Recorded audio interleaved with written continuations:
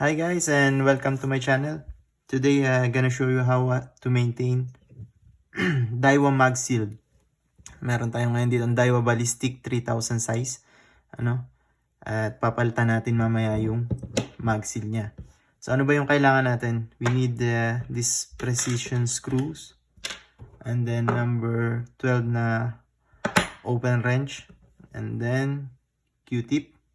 Tapos yung pinakamahalaga na kailangan natin, yung gagamitin natin na pamalit is this is a ferrofluid, CMS Magnetics ferrofluid. This cost around $20, pero marami siya. See? Sobrang dami. So matatagalan na tayo bago natin to ubusin. So ano nga ba yung dahilan kung bakit natin siya papalitan at bakit tayo yung magpapalit at bakit ito yung gagamitin nating pamalit. So ito kasing reel na to, nung ginamit ko last time, nagkaroon siya ng parang grinding noise sa loob. Kaya ako na yung nagkalas. Kasi mahal yung shipping para sa servicing ng Daiwa. Ipapadala ko pa siya sa Ontario. And it will cost around $20 para ipadala siya doon. And then mag-iintay pa ako ng sobrang tagal. At nanood ako ng mga video kung paano mag-maintain ng reel na may mag seal. And supposed to be, dapat kaya mo naman siyang i-maintain na hindi masisira yung mag seal niya. Kaya lang, nahirapan akong ibalik yung isang pyesa. Mamaya ipapakita ko sa inyo kung ano yun. And then, yun nga, mahal yung shipping. Every time na maintain mo siya, ipapadala mo sa Daiwa dahil yun yung recommended nila. Sobrang hassle. Kaya naghanap na lang ako ng pwedeng pamalit sa kanya para magkaroon ulit ng mag seal yung reel ko. Na-maintain ko na to dati, nagamit ko na rin.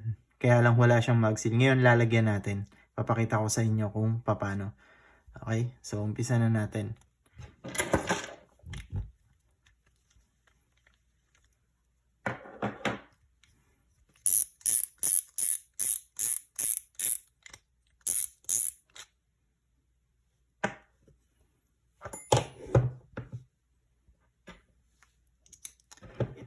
So, para maalis natin to, kailangan natin ng screw.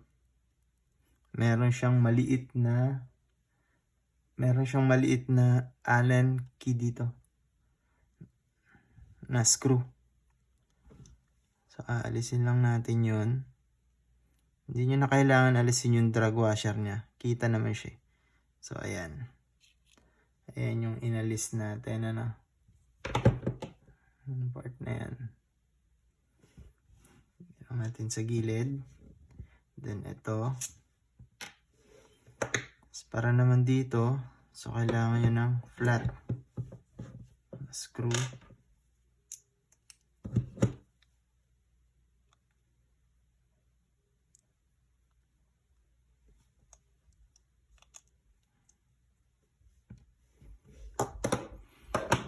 And then yung flat natin.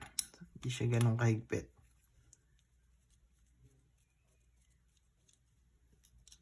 Okay. So maalis na ngayon natin itong rotor niya. Ano bang tawag dito? So ayan. So ayan ngayon yun. Dito nag-i-stay yung mag seal. Sa part na to. Ngayon, sa ibang Daiwa model na reel, lalo na yung mga mataas na model nila, yung Daiwa Ballistic. So, meron siya ditong retaining cap. Iti-twist mo lang siya. Masasentro na tong washer na to. So, dito sa model na to, meron kayong 3 screw. So, yan yung medyo mahirap siya isentro dito. And then, once na naglapat sila dito, wala na. So, magkikreate na siya ng parang metal to metal na siya. So, mahalaga na sentrong-sentro siya.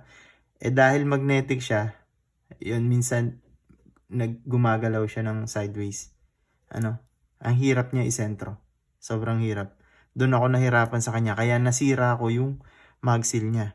Napilitan ngayon akong humanap ng replacement. Which is, ito nga yung natagpuan natin. Itong CMS na ferrofluid. Meron pang ibang pwedeng gamitin na ganito. Yung sa gumagawa ng mga speaker. So gumagamit din sila ng ferrofluid. Nagbebenta sila ng mas maliit na amount. Ito naman is parang sa science, parang laruan lang to ng bata. Pero titingnan natin kung gagana. So kung wala kayong choice, kagaya ko, wala kayong malayo para ipa-maintain yung Daiwa nyo, kagaya sa Pilipinas, hindi ko alam kung saan yung Daiwa servicing center nila. Pero yung mga nakabili ng Daiwa BG, Daiwa BG Mag-Seal, yung bago nila. And then, meron pa isa, mga low-end model. Daiwa Fuego. And then, ito nga, Daiwa Ballistic na entry model. So, medyo masakit sa ulo pag ipapadala nyo pa palagi sa Daiwa Servicing Center. Kaya kung gusto nyo, kayo na lang yung gumawa gamit to. Or, ayun, ipa-service nyo. Ito nga pala, hindi siya, kahit sabihin na meron siya na mag-seal, hindi ibig sabihin na waterproof na yung reel nyo. Etong part na to dito is pwede pa rin pumasok yung mga dumi dyan. Ito lang yung nagiging harang. Pero pwede pa rin, kaya wag nyo pa rin, ingatan nyo pa rin yung reel kahit sabihin na mag-seal siya.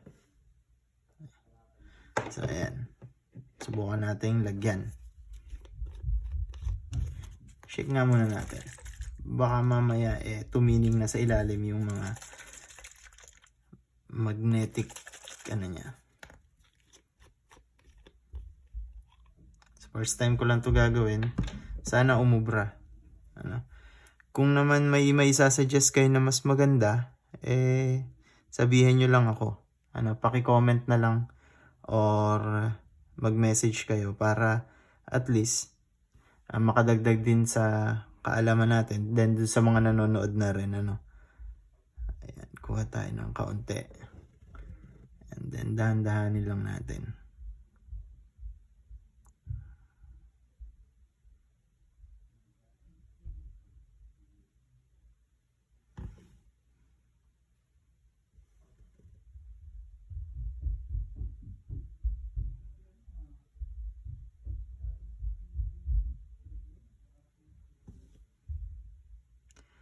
Dahan-dahan lang yung paglalagay.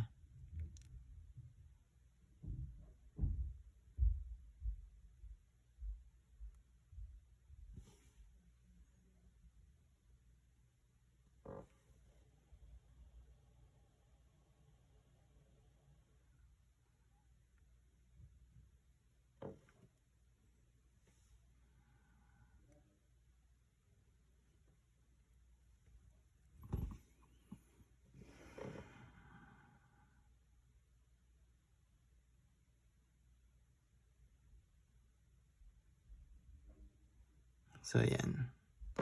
Makikita nyo, nagkaroon na siya.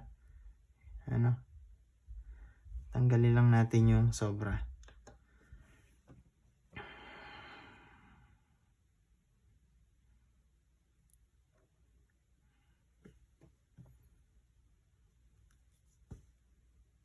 Lagyan nga natin yung handle para makita natin kung iikot ba siya.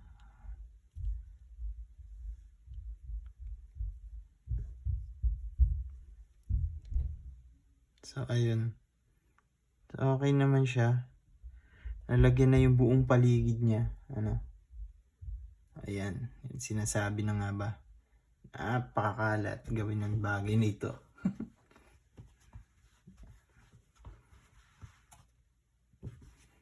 Iwasan nyo na lang na huwag kumalat. So, ayan. Nalagyan na natin siya. Kanina, open space yan yung gilid na yan. Ngayon, may ferrofluid na siya. Ayan. So, siya na yung magsisil ngayon dun sa area na yun para hindi pumasok yung dumi sa may clutch nyo at saka dun sa clutch area nyo para hindi mag-malfunction yung reel nyo. Ayan. Ang gagawin nyo na lang ngayon, ibabalik natin yung teka, takpan muna natin to.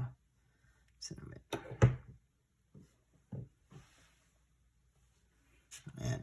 Kahit itaktak nyo yan, hindi siya nawawala, no?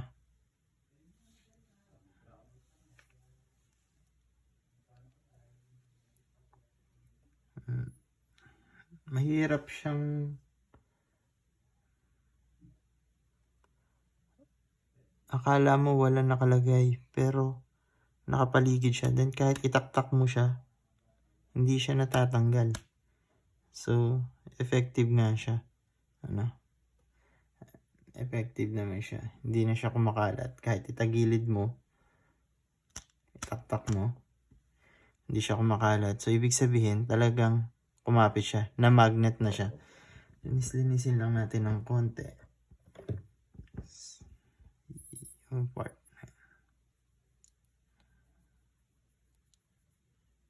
Ayun langis niya. Gilid.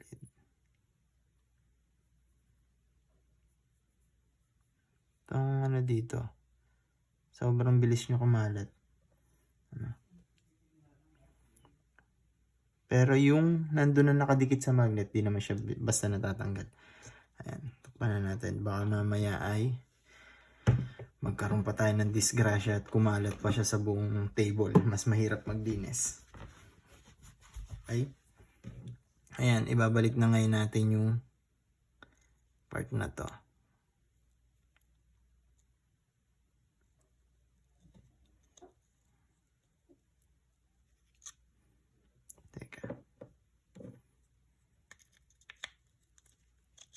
Yan. So, okay na siya. And then yung lock niya, ibalik natin.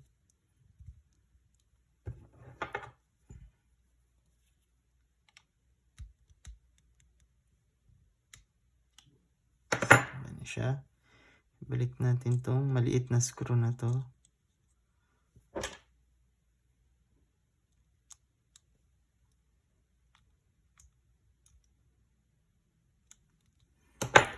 And then, ito yung nagke-create ng clicking sound.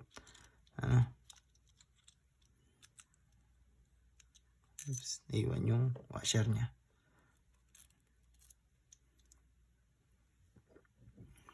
And then, ito.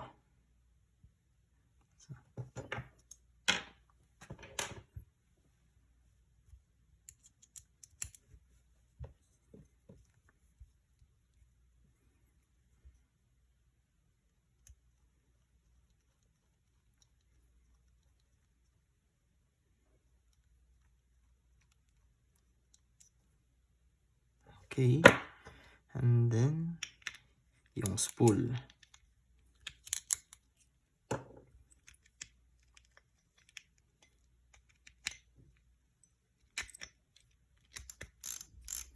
Okay, tumutunog na ulit. Sana makahuli ng isda na kayang magpatunog. So, taglamig ngayon dito, yelong-yelo na sa labas. Naging-yelo na. So, wala mo ng fishing. Ayos muna ng mga gamit and prepare for another summer.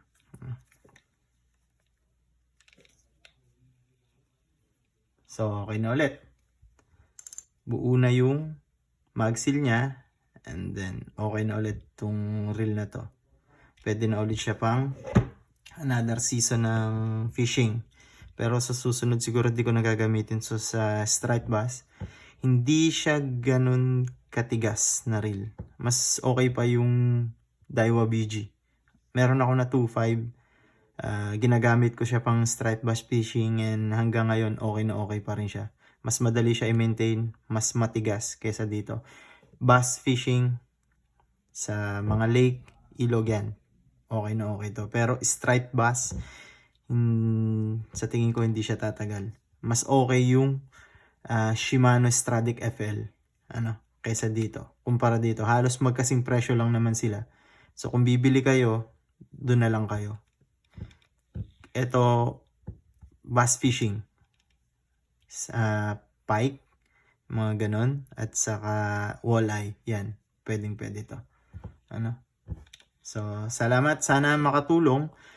Sana may natutunan kayo or sana makatulong. Baka may problema din kayo kagaya ko. At pwede kayong matulungan nito. O kung hindi naman, kung halimbawa may mas maganda kayong ginagamit na pamalit sa Daiwa Magsil, so paki-comment na lang para at least makatulong din sa angling community natin kasi hindi talaga ganun kadali maintain, lalo na pag hindi nagbebenta yung mismong gumawa. So yung Daiwa Magsil, hindi sila nagbebenta nun. Grease oil may mabibili kayo, pero yung Magsil oil wala. Kaya mas maganda sana kung may magko-comment o may magsasabi pa na kung ano yung mas magandang gamitin. Hindi naman tayo pro talaga, pero sana makatulong. Sa mga kagaya ko na no choice kung hindi mag DIY maintenance or DIY servicing ng kanilang mga reel. Yung ayaw gumastos sa shipping palagi at gusto nilang magamit agad yung reel nila. So sana makatulong to. Salamat. Comment nyo na lang kung ano man yung mga masasabi nyo about dito sa ginamit ko na ferrofluid. Sana sasabihin ko rin sa inyo sa susunod kung okay ba siya, kung gumana ba siya ng tama, kung same siya ng Daiwa Magsil. So salamat at see you to my next video. Baka nagpaplano ako ngayon na gumawa ng mga ginagamit namin para sa mackerel. Papakita ko na lang din sa inyo kung paano gawin to. So see you next time.